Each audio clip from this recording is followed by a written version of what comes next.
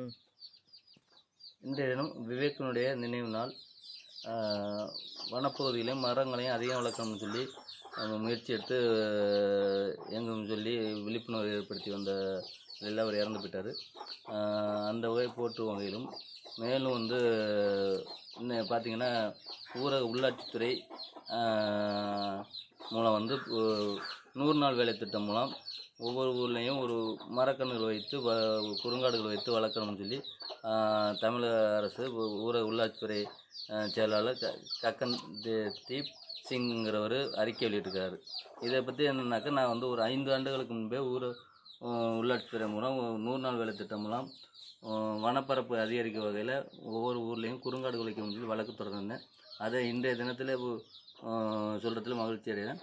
ஏன்னாக்கா வனப்பரப்பை அதிகரித்தாத்தேன் பசுமை பரப்பை அதிகரித்தாத்தேன் சுற்றுச்சூழலுங்கிறது சமநிலை பெறும். இன்றைக்கி பார்த்திங்கன்னா வெப்பமயமாகிறது தொடர்ந்து ஏறிக்கிட்டே வருது. அதுக்கு பரப்பை அதிகரிக்கணும். இப்போ இருக்கிறது பார்த்திங்கன்னா வனப்பரப்புங்கிறது 16%, 15% தான் இருக்குது. ஆனால் பூமியில் தேவைப்படுறது 33% வேணும். அதனால் வனப்பரப்பை அதிகரிக்கும் பொருட்டு அந்த அறிவிப்பும் ஊரக உள்ளாட்சித்துறை அறிவிப்பும் வரவேற்கத்தக்கதாக இருக்குது. இதை இந்தியா முழுவதும் செய்து உலகிற்கு ஒரு எடுத்துக்காட்டாக நம் இந்திய தேசம் இருக்கணும்னு கேட்டுக்கிறேன். 100 நாள் வேலை திட்டம் மூலம் ஒவ்வொரு ஊர்லேயும் குறுங்காடுகள் வைத்து மலை வைத்து பாதுகாக்க வேண்டும்னு கேட்டுக்கிறேன். நன்றி.